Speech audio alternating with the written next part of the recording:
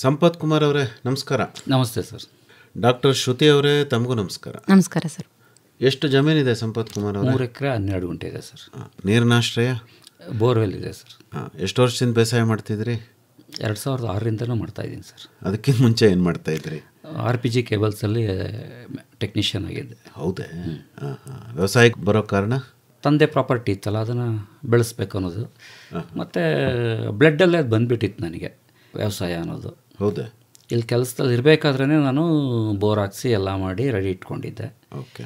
ಅರಿಶಿನ ಎಷ್ಟು ವರ್ಷದಿಂದ ಬೆಳೀತಾ ಇದ್ದೀರಿ ಸಂಪತ್ ಕುಮಾರ್? ಅರಿಶಿನ 2006ರಿಂದನೂ ಬೆಳೀತಾ ಇದ್ದೀನಿ ಸರ್. ನೀವು ಶುರು ಮಾಡಿದ್ದೆ ಅರಿಶಿನದಿಂದ ಸರ್. ಯಾಕೆ ಅಷ್ಟೊಂದು ಪ್ರೀತಿ ಅರಿಶಿನದ ಮೇಲೆ? ಅದು ಲಕ್ಷ್ಮಿ ಅನ್ನೋದು ಒಂದು ಕಾನ್ಸೆಪ್ಟ್ ಇತ್ತು.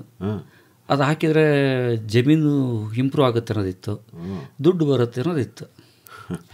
ತುಂಬ ಸಿಂಪಲ್ ಆಗಿರೋ ವ್ಯವಸಾಯ ಅನ್ನೋದೊಂದಿತ್ತು. ಮೇಯ್ನ್ ಮೂರನೇದೇ ಮುಖ್ಯ ಅನ್ಸುತ್ತೆ ಅಲ್ವಾ? ದುಡ್ಡು ಬರುತ್ತೆ ಅನ್ನೋದು. ಸಾವಯವಕ್ಕೆ ಯಾಕೆ ಬಂದ್ರಿ? ನನ್ನ ನೇಚರೇ ಹಾಗೆ ಸರ್, ಪ್ರಕೃತಿ ಜೊತೆ ಬದುಕೋದು. ಹಾಗಾಗಿ ನಾನು ಸಾವಯವದಲ್ಲೇ ಸ್ಟಾರ್ಟ್ ಮಾಡಿಕೊಂಡೆ. ಈ ರಾಸಾಯನಿಕ ಹಾಕೋರು ಪ್ರಕೃತಿ ಜೊತೆ ಬದುಕಲ್ಲ ಸರ್ ಅವರು. ಏನು ಕಾರಣ? ಕಾರಣಗಳು ಹಲವಾರಿದೆ ಸರ್. ನಿಮಗೆ ಗೊತ್ತಿರೋ ಒಂದಷ್ಟು ಹೇಳಿ. ಅದರಲ್ಲಿ ಈ ಏನು ರಾಸಾಯನಿಕ ಮಾಡಿ ನಾವು ಉಪಯೋಗಿಸ್ತಾ ಇದ್ದೀವಿ, ಅಲ್ಲಿ ಸಂಪಾದನೆ ಮಾಡಿದ್ದು ಒಂದು ಹೋಗಿ ಹಾಸ್ಪಿಟ್ಲಿಗೆ ಡಂಪ್ ಆಗ್ತಾಯಿದೆ ಸರ್. ಜೊತೆಗೆ ನಮ್ಮಲ್ಲಿ ಕನ್ಸಿಸ್ಟೆನ್ಸಿಯಾಗಿ ವರ್ಕ್ ಮಾಡೋಕ್ಕಾಗಲ್ಲ. ಈ ನಾವು ಸಾವಯವದಲ್ಲಿ ಬೆಳೆದು ನಾವು ಊಟ ಮಾಡಿ ಅದರಿಂದ ನಮ್ಮ ಆರೋಗ್ಯ ಕಾಪಾಡಿಕೊಂಡ್ರೆ ಮನಸ್ಥಿತಿ ಮತ್ತು ನಮ್ಮ ಕೆಲಸ ಕಾರ್ಯಗಳು ಒಂದೇ ರೀತಿಯಾಗಿರುತ್ತೆ. ಈ ಸಾವಯವದಲ್ಲಿ ಹೇಗೆ ಅರಿಶಿನ ಬೆಳೆಯೋದು ಅನ್ನೋದಕ್ಕೆ ಸಂಬಂಧಪಟ್ಟಂತೆ ಏನಾದ್ರು ತರಬೇತಿ ತಗೊಂಡ್ರ ಅಥವಾ ಬೇರೆ ರೈತರನ್ನ ಏನಾದ್ರು ಹೋಗಿ ನೋಡ್ಕೊಂಬಂದ್ರೆ? ನಾನು 2006ರಲ್ಲಿ ಸುಭಾಷ್ ಪಾಳೇಕರ್ ಅವ್ರದ್ದು ತರಬೇತಿ ಕಾರ್ಯಕ್ರಮ ಅಟೆಂಡ್ ಮಾಡಿದ್ದೆ ಸರ್. ಆಯಿತು. ಆಮೇಲೆ ಅಲ್ಲಿಂದನೇ ಸ್ಟಾರ್ಟ್ ಆಗಿದ್ದು. ಹೌದಾ? ಈಗ ಬಿತ್ತನೆ ಎಲ್ಲಿಂತಂದರೆ? ಬಿತ್ತನೆ ಪ್ರತಿಭಾ ತಳಿನ ನಾನು ಬಾಗಲಕೋಟೆ ಸಂಸ್ಥೆಯಿಂದ 2 kg ಪರ್ಚೇಸ್ ಮಾಡಿ ಅದನ್ನು ಡೆವಲಪ್ ಮಾಡಿ. ಹೇಗೆ ಡೆವಲಪ್ ಮಾಡಿದ್ರಿ ಸ್ವಲ್ಪ ಹೇಳಿ ವಿವರವಾಗಿ. ಅದನ್ನು ಪ್ರೋಟ್ರೇನಲ್ಲಿ ಮಾಡಿಕೊಂಡು ಕೋಕೋಪಿಟ್ಟಲ್ಲಿ ಪ್ರೋಟ್ರೇ ತುಂಬಿಕೊಂಡು. ಬಾಗಲಕೋಟೆ ಅಂದರೆ ಬಾಗಲಕೋಟೆ ತೋಟಗಾರಿಕಾ ವಿಶ್ವವಿದ್ಯಾನಿಲಯ ಇಲ್ವಾಲ, ಮೈಸೂರಿನಲ್ಲಿ ಕಾಲೇಜ್. ಇಲ್ವಾಲ. ನಾನೆಲ್ಲ ಬಾಗಲಕೋಟೆಗೆ ಹೋಗಿದ್ರಿ ಅನ್ಕೊಂಡಿದ್ದೆ.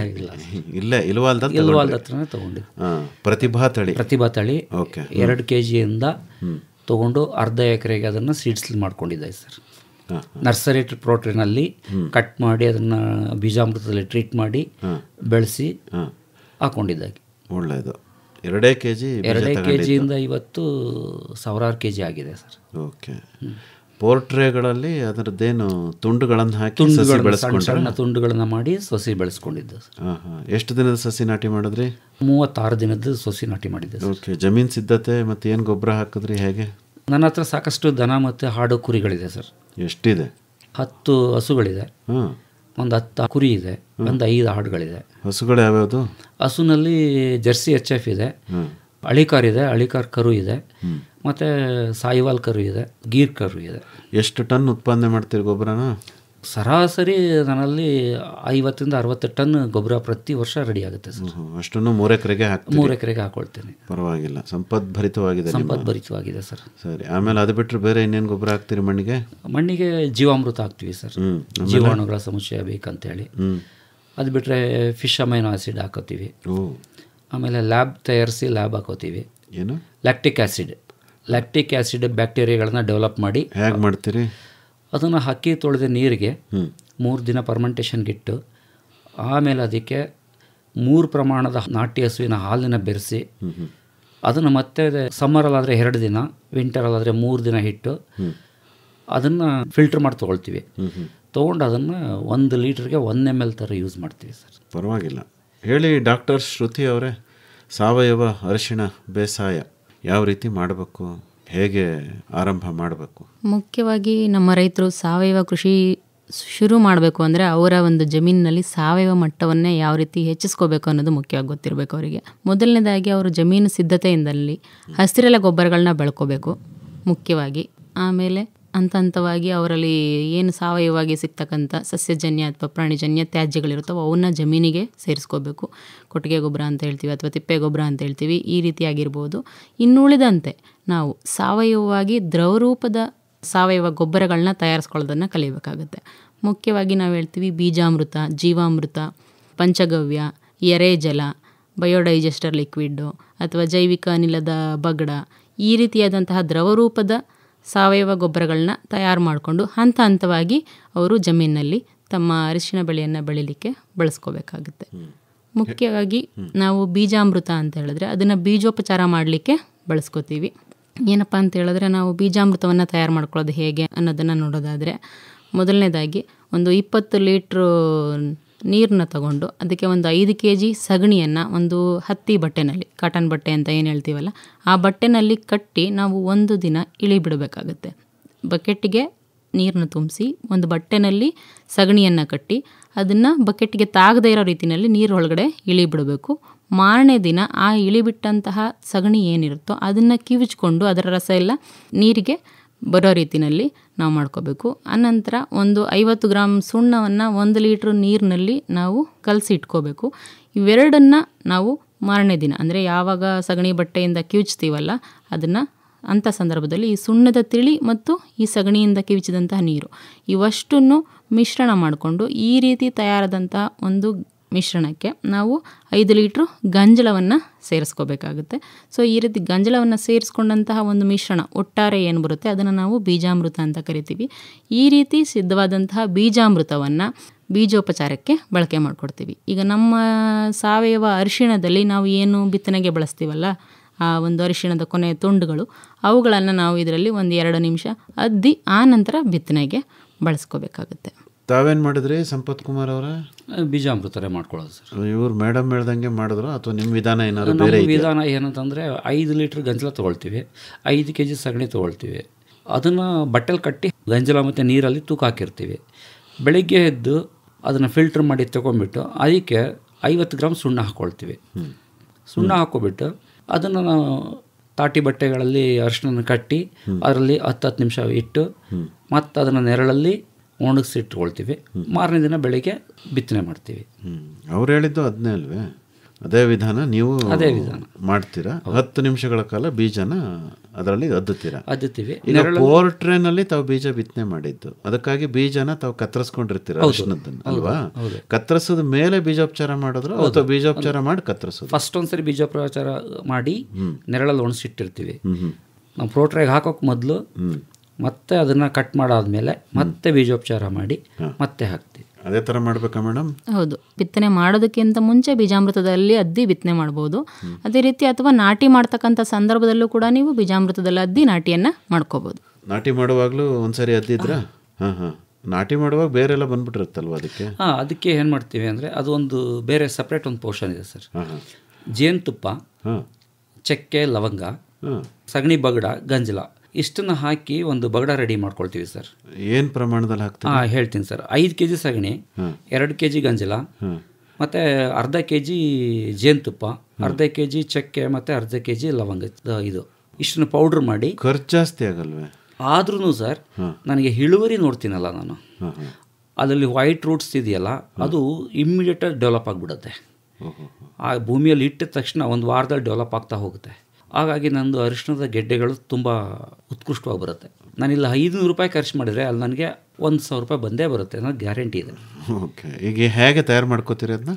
5 kg ಸಗಣಿ ಸರ್, 1 ಲೀಟ್ರ್ ಗಂಜಲ, ಮತ್ತು ಅರ್ಧ kg ಜೇನುತುಪ್ಪ, ಚಕ್ಕೆ ಮತ್ತು ಲವಂಗ, ಇದನ್ನು ಪೌಡ್ರ್ ಮಾಡಿ ಅದರಲ್ಲಿ ಮಿಕ್ಸ್ ಮಾಡಿ ಒಂದು ದಿನ ಇಟ್ಕೊಳ್ತೀನಿ.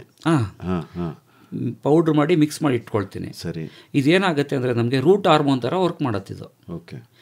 ನಾವು ಪ್ರೋಟ್ರೇಯಿಂದ ತೆಗೆದು ಅಜ್ಜಿ ಸುಮ್ಮನೆ ಜಸ್ಟ್ ಒಂದು ಸ್ವಲ್ಪ ಅಜ್ಜಿ ಹಾಕಿದರೆ ಆಯ್ತು. ಹೌದಾ? ಪರವಾಗಿಲ್ಲ. ಇದು ಪ್ರೋಟ್ರೇ ಯಾರು ಯೂಸ್ ಮಾಡ್ತಾರೆ ಅವರಿಗೆ ಇದು ತುಂಬ ಅನುಕೂಲ ಆಗುತ್ತೆ ಸರ್. ಈಗ ನಾಟಿ ಮಾಡೋದು ಯಾವ ರೀತಿ ತಾವು? ಫಸ್ಟ್ ಬೆಡ್ ಮಾಡ್ಕೊಳ್ತೀವಿ ಸರ್. ಆಯಿತು. ಪ್ರೋಟ್ರೇದ ಹಾಕೋದಾದರೆ ನಾವು ಬೆಡ್ ಮಾಡ್ಕೊಳ್ತೀವಿ. ಎಷ್ಟು ಅಡಿ?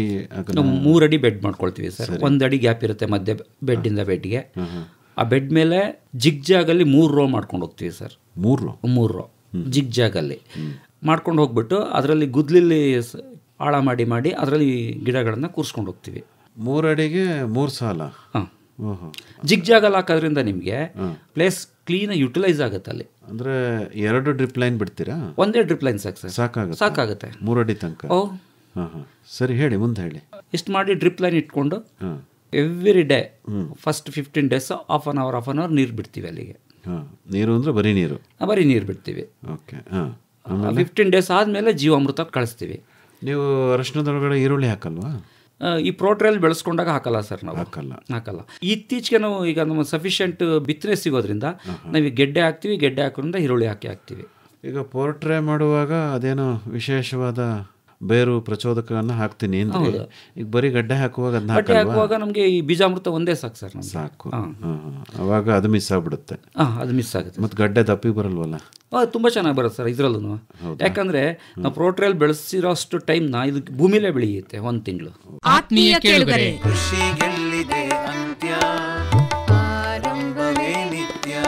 ನೂತನವಾಗಿ ಆರಂಭವಾಗಿರುವ ಕೃಷಿ ವಿಜ್ಞಾನಗಳ ವಿಶ್ವವಿದ್ಯಾಲಯ ಮಂಡ್ಯ ಹಾಗೂ ಆಕಾಶವಾಣಿ ಮೈಸೂರು ಇವರ ಸಹಯೋಗದಲ್ಲಿ ಸೆಪ್ಟೆಂಬರ್ 3ನೇ ತಾರೀಖಿನಂದು ಬುಧವಾರ ಬೆಳಗ್ಗೆ 11 ಗಂಟೆಗೆ ಕೃಷಿ ದೀವಿಗೆ ಬಾನುಲಿ ಸರಣಿಯ ಉದ್ಘಾಟನಾ ಸಮಾರಂಭ ಏರ್ಪಾಡಾಗಿದೆ.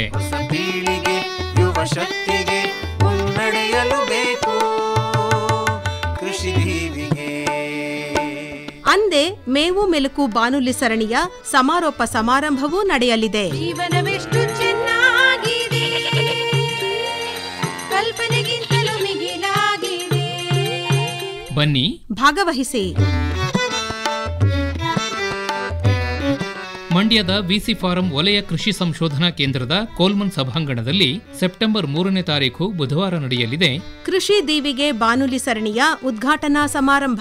ಕೃಷಿ ದೀವಿಗೆ ಹೊಸ ಬೆಳಕಿಗೆ ಬೇಕು, ಕೃಷಿ ದೀವಿಗೆ ನೀವು ಬನ್ನಿ, ಸ್ನೇಹಿತರನ್ನು ಕರೆತನ್ನಿ. ಕೃಷಿ ದೀವಿಗೆ ಹಿಡಿದು ಹೊಸ ಬೆಳಕನ್ನು ತನ್ನಿ, ಕೃಷಿ ಸಾಧಕರಾಗಲು.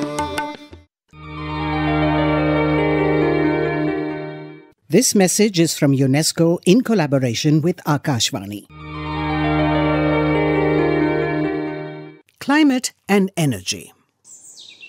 Burning fossil fuels is the leading cause of human-induced climate change, with coal being the largest contributor. Gas and oil also add significantly to global greenhouse gas emissions.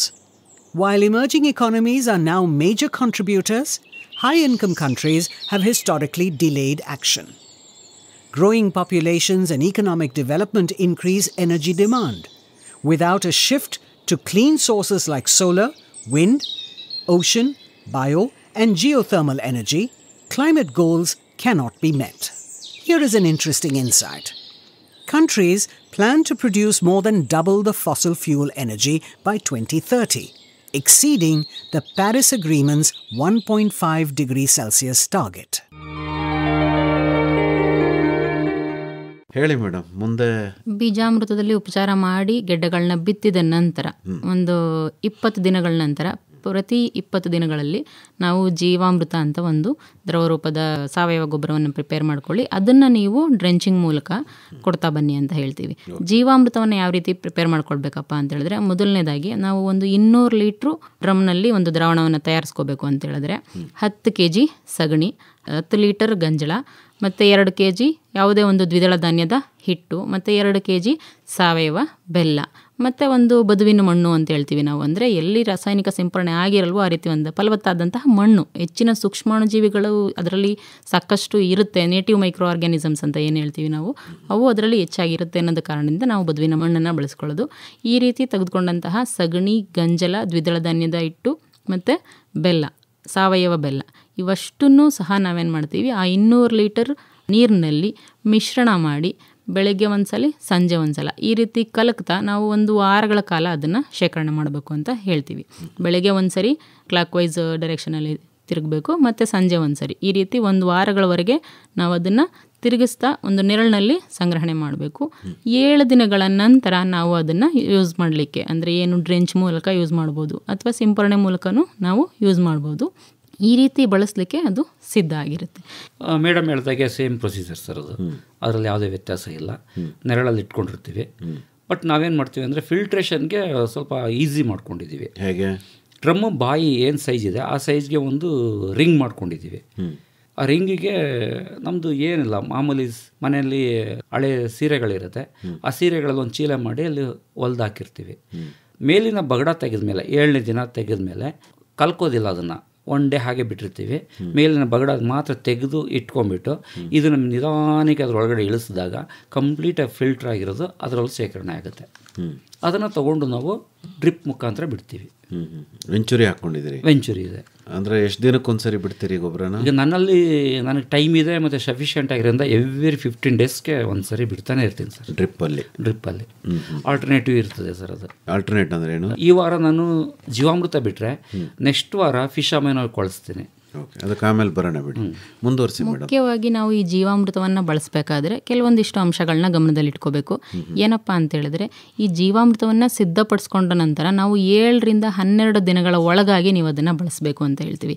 ಯಾಕಪ್ಪ ಅಂತೇಳಿದ್ರೆ, ನಮ್ಮ ಒಂದು ಸಂಶೋಧನೆ ಪ್ರಕಾರ ದೃಢಪಟ್ಟಿರೋ ರೀತಿಯಲ್ಲಿ ನೋಡೋದಾದರೆ ಈ ಮೈಕ್ರೋಬ್ಗಳ ಸಂಖ್ಯೆ ಅಂದರೆ ಆಕ್ಟಿನೋಮೈಸಿಟ್ಗಳಿರ್ಬೋದು, ಬ್ಯಾಕ್ಟೀರಿಯಾಗಳಿರ್ಬೋದು, ಸಾರಜನಕ ಸ್ಥಿರೀಕರಣಗೊಳಿಸ್ತಕ್ಕಂಥ ಜೀವಿಗಳಿರ್ಬೋದು ಮತ್ತು ರಂಜಕ ಸ್ಥಿರೀಕರಿಸ್ತಕ್ಕಂಥ ಜೀವಿಗಳಿರ್ಬೋದು.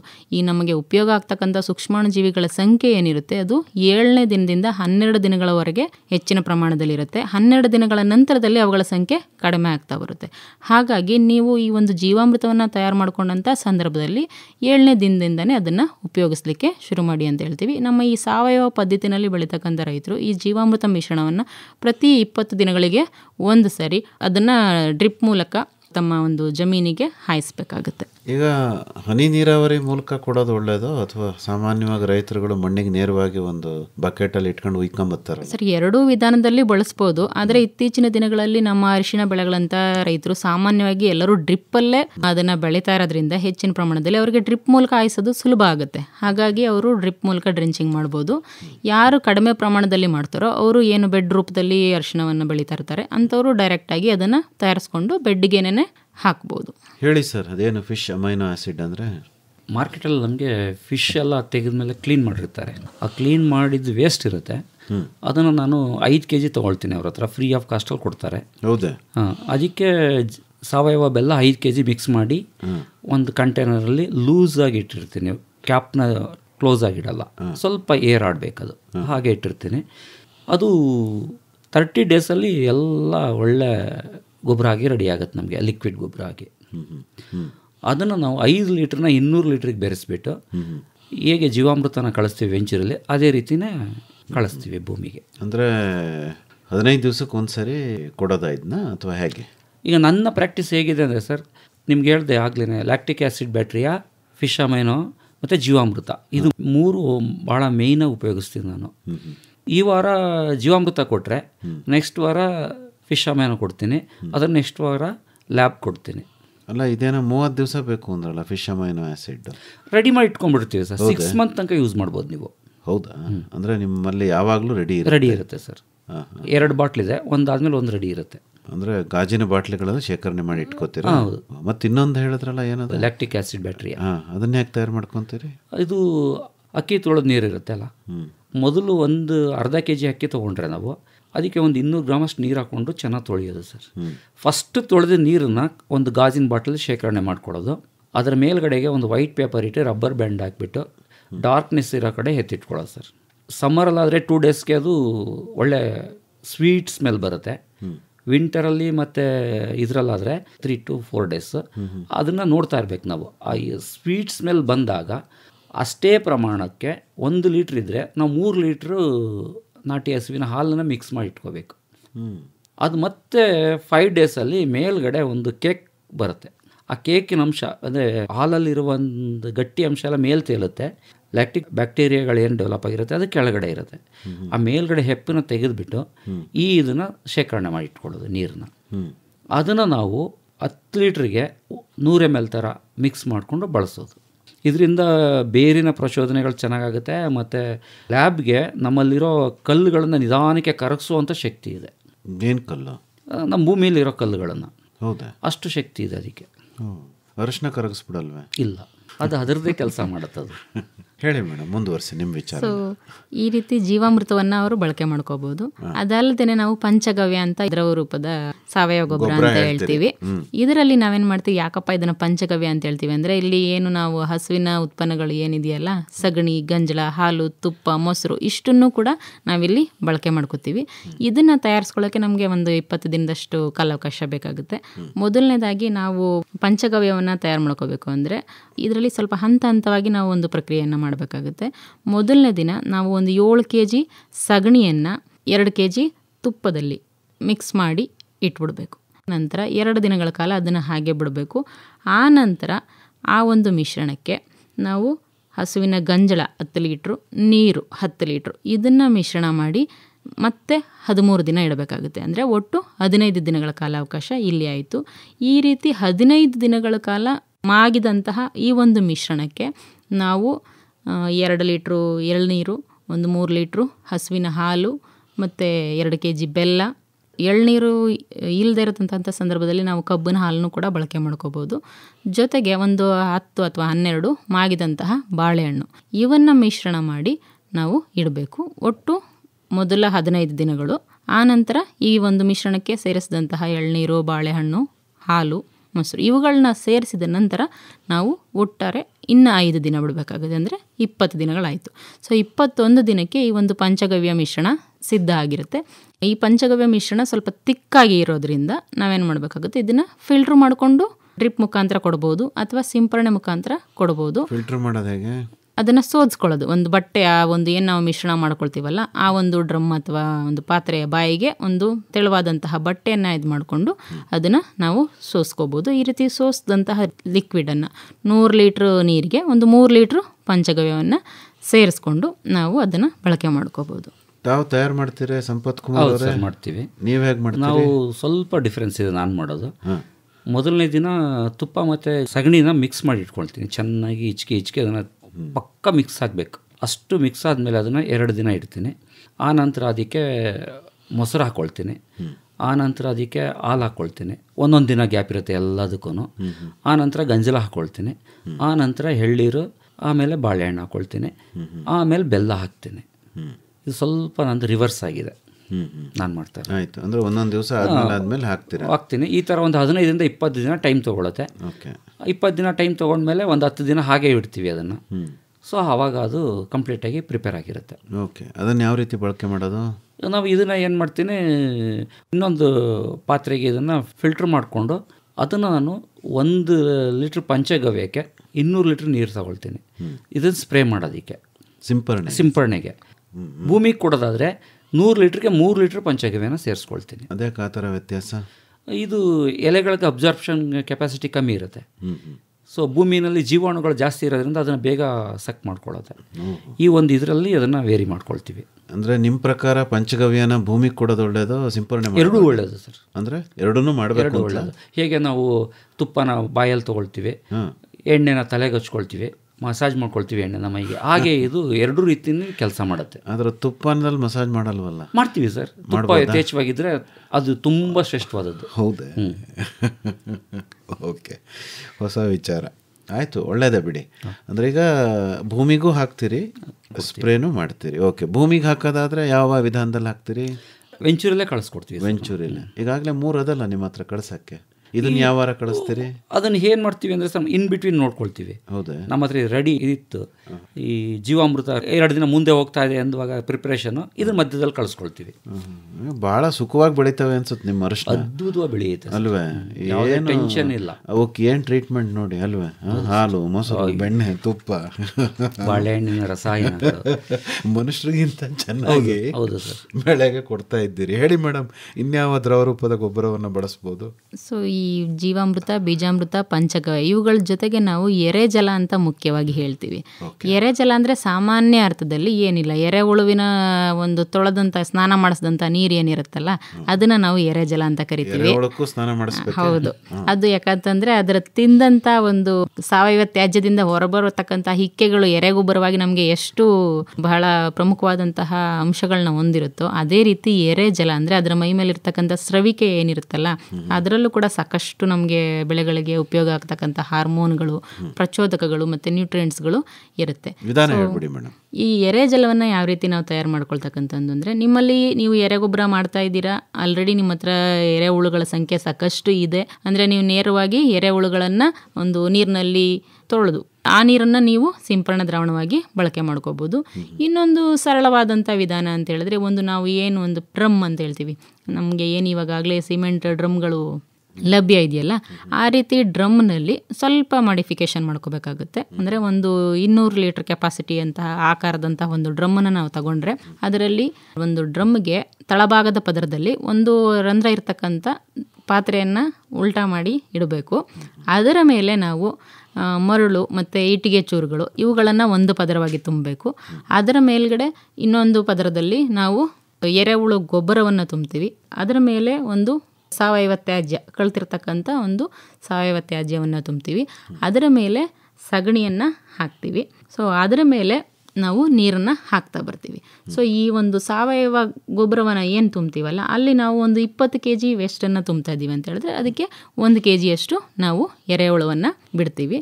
ಸೊ ಈ ರೀತಿಯಾದಂಥ ಒಂದು ಡ್ರಮ್ ಸೆಟಪ್ ಏನು ನಾವು ಮಾಡಿರ್ತೀವಿ, ಆ ತಳಭಾಗದಲ್ಲಿ ನಾವು ಒಳಗಡೆ ಸೇರಿಸಿರ್ತಕ್ಕಂಥ ರಂಧ್ರ ಭಾಗದ ಪಾತ್ರೆ ಏನಿರುತ್ತೆ ಅಥವಾ ಒಂದು ಡಬ್ಬ ಏನಿರುತ್ತೆ ಅದು ಮತ್ತು ಹೊರಗಡೆಯಿಂದ ಇವೆರಡಕ್ಕೂ ಸಂಪರ್ಕದಲ್ಲಿ ಇರೋ ರೀತಿಯಲ್ಲಿ ಒಂದು ನಲ್ಲಿಯನ್ನು ನಾವು ಸೇರಿಸಿಟ್ಕೊಂಡಿರ್ತೀವಿ. ಆ ನಲ್ಲಿಯ ಮೂಲಕ ನಾವು ಎರೆಜಲವನ್ನು ಕಲೆಕ್ಟ್ ಮಾಡ್ತಕ್ಕಂಥದ್ದು ನಮ್ಮ ಮುಖ್ಯ ಉದ್ದೇಶ. ಸೊ ಈ ರೀತಿ ಪದರವಾಗಿ ತುಂಬಿದಂಥ ನಂತರ ಪ್ರತಿದಿನ ಒಂದು 5 ಲೀಟ್ರಷ್ಟು ನೀರನ್ನು ಆ ಒಂದು ಮೇಲ್ಭಾಗದಲ್ಲಿ ಹಾಕ್ತಾ ಬರ್ತೀವಿ. ನೀರು ಹಾಕೋದು ಒಳ್ಳೇದು, ಗಂಜಲ ಹಾಕೋದು ಒಳ್ಳೇದು? ನೀರು ಹಾಕಿದ್ರೆ ಅನುಕೂಲ. ಗಂಜಳದಲ್ಲಿ ನೇರವಾಗಿ ಹಾಕಬಾರ್ದು, ನಾವು ಅದನ್ನು ಡೈಲ್ಯೂಟ್ ಮಾಡಿ ಹಾಕಬೇಕಾಗುತ್ತೆ.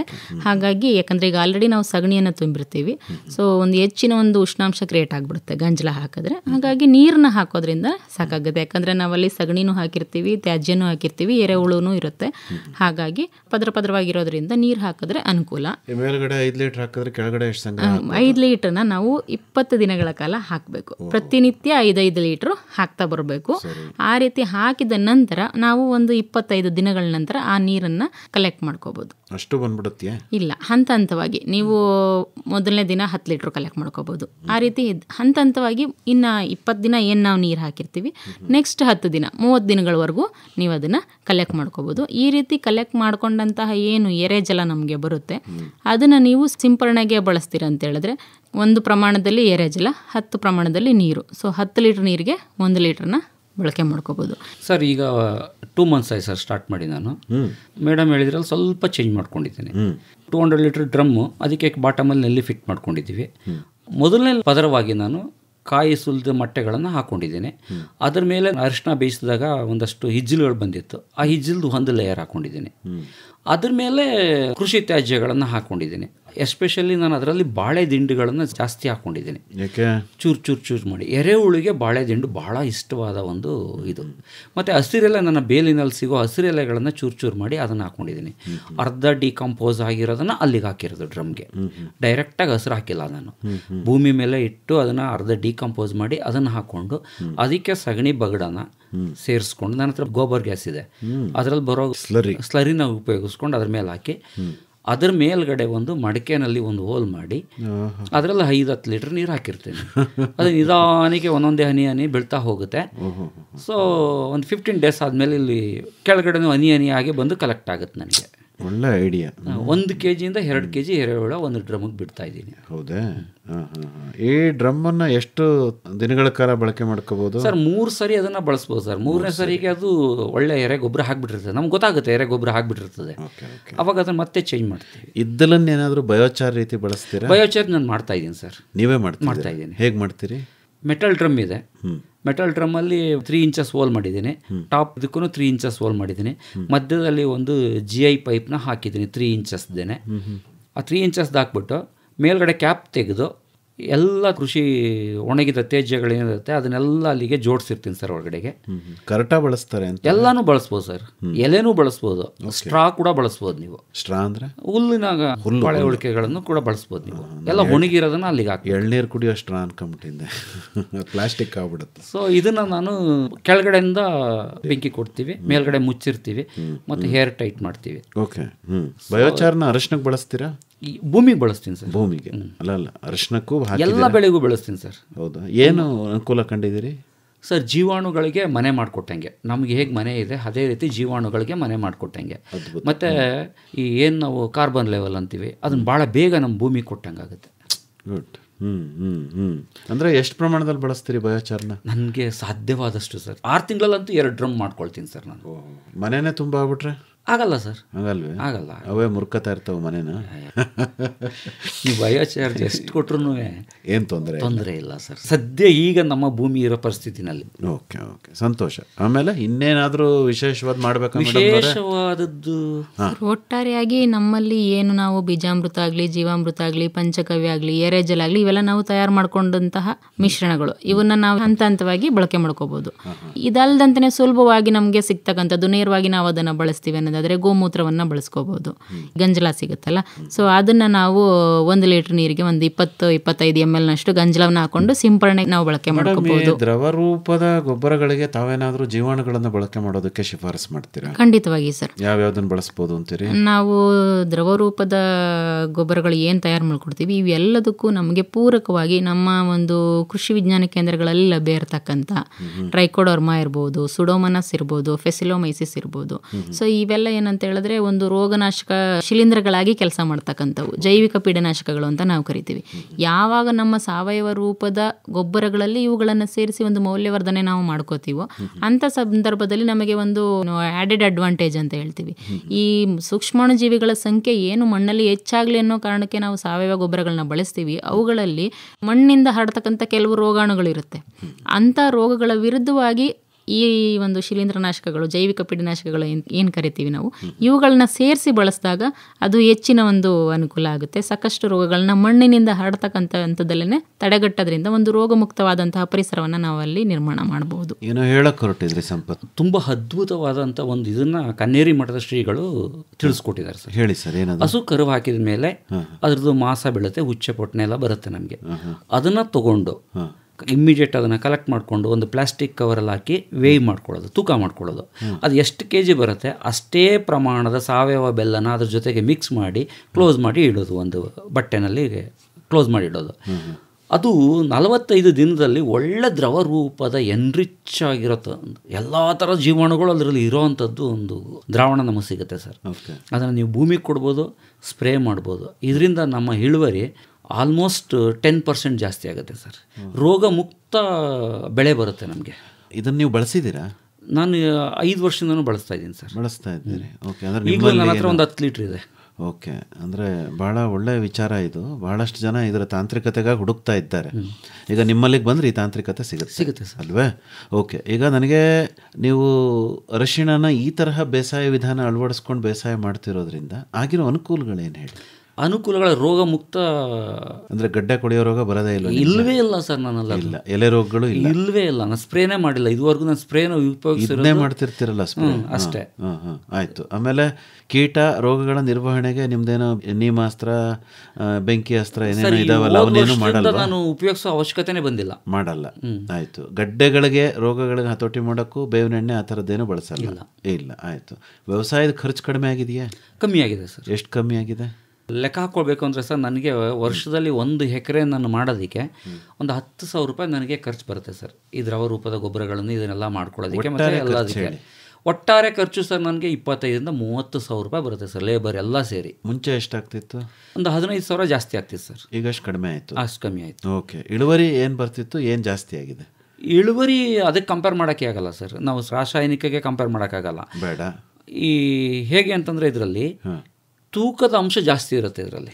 ಅರ್ಥ ಆಗಲಿಲ್ಲ. ತೂಕದ ಈಗ ನೀವು 5 ಚೀಲ ರಾಸಾಯನಿಕದಲ್ಲಿ ಬೆಳೆದನ್ನ ಇಟ್ಕೊಂಡ್ರೆ ನಂದು 4 ಚೀಲ ಸಾಕು. ಅದೇ ತೂಕ ಇಲ್ಲಿ ವೇಯಿ ಬರುತ್ತೆ ನನಗೆ.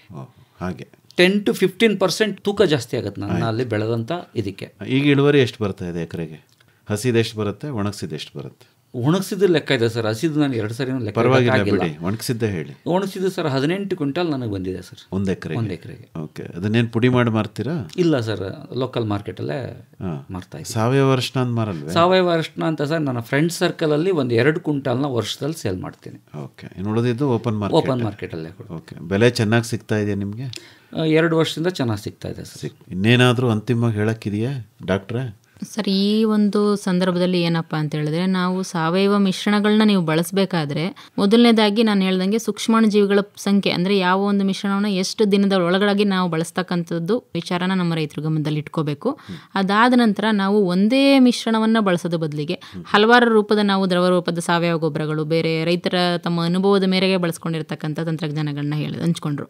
ಸೊ ಇವುಗಳನ್ನು ಹಂತ ಹಂತವಾಗಿ ಆಲ್ಟರ್ನೇಟ್ ಆಗಿ ಬಳಕೆ ಮಾಡಿಕೊಂಡ್ರೆ ಅವರಿಗೆ ಒಂದು ಖರ್ಚು ಕಡಿಮೆ ಆಗುತ್ತೆ, ಜೊತೆಗೆ ಅದರ ಪರಿಣಾಮವನ್ನು ಒಂದು ಉತ್ಕೃಷ್ಟ ರೀತಿಯಲ್ಲಿ ಅವರು ಪಡಿಬಹುದು. ಇಷ್ಟೆಲ್ಲ ತಯಾರು ಮಾಡೋದಕ್ಕೆ ನಿಮಗೆ ರಿಸ್ಕ್ ಆಗಲಿ ಅಥವಾ ತುಂಬ ಯಾರಪ್ಪ ಇಷ್ಟೆಲ್ಲ ಕಷ್ಟಪಡ್ತಾರೆ ಅಂತ ಏನು ಅನ್ನಿಸ್ತಿಲ್ಲ?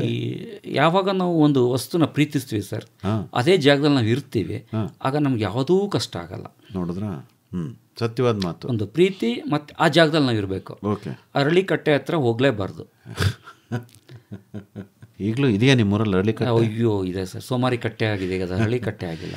ಆಯ್ತಪ್ಪ, ನಿಮ್ದೇನು ಅಂತಿಮವಾಗಿ ನೀವೇನು ಹೇಳಕ್ಕೆ ಇಷ್ಟಪಡ್ತೀರಿ ಅರಿಶಿನ ಬೆಳೆಗಾರರಿಗೆ? ಅರಿಶಿನ ಬೆಳೆಗಾರರಿಗೆ ಒಂದೇ ಸರ್, ಇವೆಲ್ಲ ಕ್ರಮಗಳನ್ನು ಬಳಸ್ಕೊಂಡಾಗ ವರ್ಷದಿಂದ ವರ್ಷಕ್ಕೆ ನಮ್ಮ ಭೂಮಿಯ ಆರೋಗ್ಯ ಸುಧಾರಿಸುತ್ತೆ, ಮತ್ತು ನಮ್ಮ ಖರ್ಚು ವರ್ಷದಿಂದ ವರ್ಷಕ್ಕೆ ಕಮ್ಮಿ ಆಗ್ತಾ ಹೋಗುತ್ತೆ, ಇಳುವರಿ ವರ್ಷದಿಂದ ವರ್ಷಕ್ಕೆ ಜಾಸ್ತಿ ಆಗ್ತಾ ಹೋಗುತ್ತೆ. ಆತ್ಮೀಯ ಕೇಳುಗರೆ,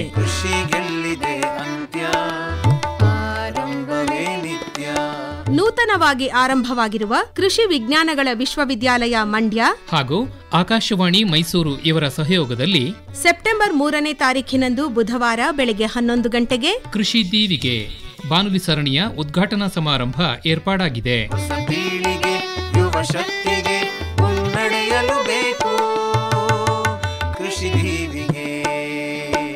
ಅಂದೇ ಮೇವು ಮೆಲುಕು ಬಾನುಲಿ ಸರಣಿಯ ಸಮಾರೋಪ ಸಮಾರಂಭವೂ ನಡೆಯಲಿದೆ. ಜೀವನವೆಷ್ಟು ಚೆನ್ನಾಗಿದೆ,